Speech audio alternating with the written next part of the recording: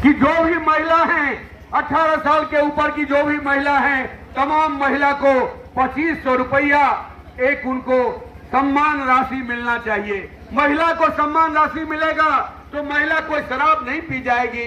महिला को जो पैसा मिलेगा वो बच्चों को पढ़ाने में खर्च करेगी, घर गृहस्थी को दुरुस्त करने में खर्च करेगी। झारखंड दे सकता है तो बिहार क्यों नहीं दे सकता है?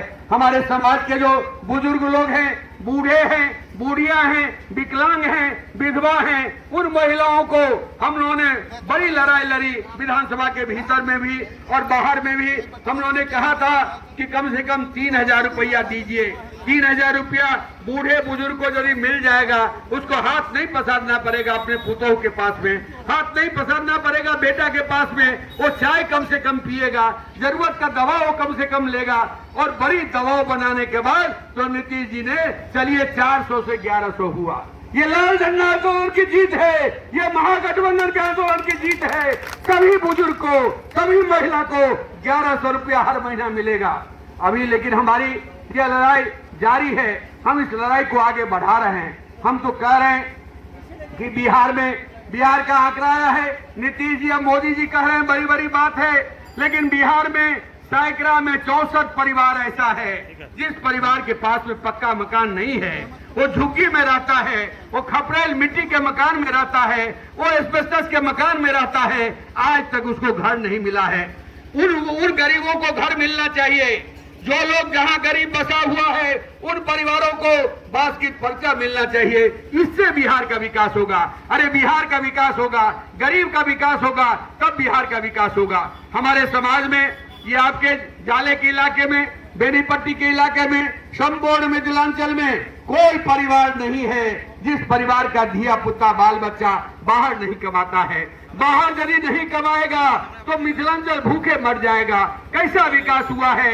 लोग बूढ़े माँ बाप को छोड़ करके, अपनी पत्नी को छोड़ करके, छोटे छोटे बच्चे को छोड़ करके सूरत जाता है, पंजाब जाता है, दिल्ली, बेंगलोर, चेन्नई, कहां नहीं जाता है। और वो मजदूर, उन मजदूरों को सरकार की ओर से जो सुविधा मिलनी चाहिए वो सुविधा नहीं मिलती है। आपको आश्चर्य होगा, कोरोना काल में 1.5 करोड़ मजदूर लौट करके बिहार आया था। लाठी खाते हुए, मार खाते हुए, भूखे रहते हुए, पानी से प्यास से बचते हुए लोग गांव लौटा था।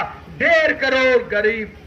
और उस समय बात हुई थी कोरोना काल में कि मोदी जी जो बाहर में काम करने वाले मजदूर हैं उनके सुरक्षा के लिए, उनके सम्मान के लिए, उनके कल्याण के लिए कानून तो आप बनाइए। लेकिन कोई कानून नहीं बना। हम लोग बिहार में लड़ करके ये तय किए, आपद विपद में कोई मजदूर यदि बाहर में काल कवलित हो जाएगा, मर जाएगा, तो बिहार सरकार उसको 2 लाख रुपया देती है। लेकिन मोदी सरकार 1 NP भी नहीं देती है।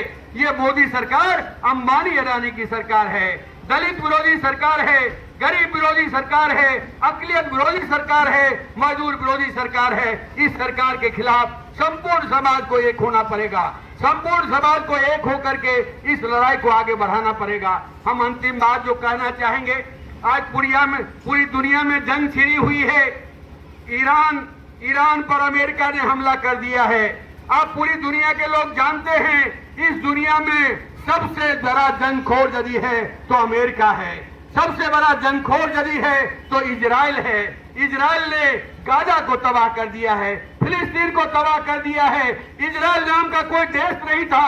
1950 से पहले इजराइल नाम का कोई देश नहीं था। इजराइल को जगह दिया गया द्वितीय विश्व युद्ध के बाद और घर में घुस करके संपूर्ण फिलिस्तीन की जमीन पर कब्जा जमा लिया है, इजराइल पर कब्जा जमा लिया है।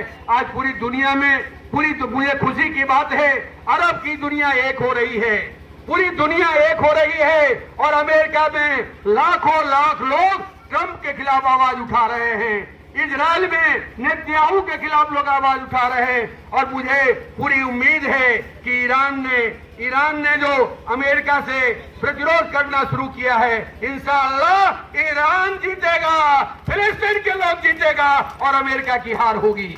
और अमेरिका, जब तक इस पृथ्वी पर अमेरिका है, ये जंगखोर अमेरिका है, युद्धखोर अमेरिका है, दुनिया में तबाही का नाम अमेरिका है, दुनिया में लड़ाई लड़ाने का काम ये अमेरिका है। कौन नहीं जानता है कि इराक को बर्बाद किया, कौन नहीं जानता लीबिया को बर्बाद किया, कौन नहीं जानता सीरिया को बर्बाद किया, और अब ईरान को बर्बाद करने पर लगा हुआ है। पूरी दुनिया का जनमत आज ईरान के पक्ष में है, पूरी दुनिया का जनमत गाजा के पक्ष में है, पूरी दुनिया का जनमत फिलिस्तीन के पक्ष में है। और इस जंग में अवाम की एकता होगी तो अमेरिका ध्वस्त होगा, ईरान की जीत होगी, गाजा के बच्चों की जीत होगी। ये इंसाफ का तकाजा है। आप सब लोग इस आवाज को उठाइए। हम अपनी लड़ाई भी लड़ेंगे, अपने तरक्की की लड़ाई लड़ेंगे, इंसाफ की लड़ाई लड़ेंगे, लेकिन दुनिया में भी जहां नाइंसाफी हो रही है उस नाइंसाफी के खिलाफ आवाज उठाने का नाम यदि कोई है तो लाल झंडा है। लाल झंडा के जरिए ही दुनिया में आवाज उठती है, लाल झंडा ही आवाज को बुलंद करता रहा है। यहाँ भी इस डाले के इलाके में भाकपा माले डाले के इलाके में इस जाले के इलाके में कम्युनिस्ट पार्टी मजबूत हुआ करती थी, लाल झंडा मजबूत हुआ करता था, कौमी एकता थी, समाज की एकता थी, और सब लोग मिलजुल करके जहां भी ब्लॉक बैंक थाना के भ्रष्टाचार के खिलाफ लोग लड़ते थे।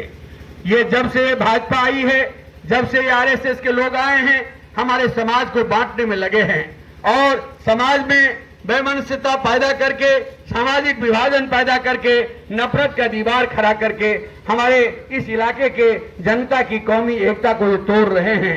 हम आपको आश्वस्त करना चाहते हैं कि अब नई पार्टी, लाल झंडा की नई पार्टी, लाल झंडा का नया तेवर भाकपा माले आ गया है। आरएसएस भाजपा को हम चुनौती देंगे। देवरा बंधोली में हमने चुनौती दिया है। जहां भी मंडल पर हमला हो रहा है, राम पर हमला हो रहा है, पासवान पर हमला हो रहा है, संघवी पर हमला हो रहा है, गरीब गुरबा पर हमला हो रहा है, अखिल समाज पर हमला हो रहा है, एकताबद्ध होकर के हम उसका मुंहतोड़ जवाब दे रहे हैं। इस बार के चुनाव में जिनेश मिश्रा हारेगा, महागठबंधन जीतेगा, ये हमने संकल्प लिया है। और इसीलिए गांव गांव अभियान चला रहे हैं, लोगों के बीच में जा रहे हैं, लोगों के बीच में एकता बनाने का हम काम कर रहे हैं। भाकपा माले के बारे में आप जानते हैं, इंसाफ की पार्टी। जहां भी नाइंसाफी होती है, जहां भी जुल्म सितम होता है, भाकपा माले सबसे पहले पहुंच जाती है। मिथिलांचल के इलाके में हम तेजी से आगे बढ़ रहे हैं, दक्षिण बिहार के इलाके में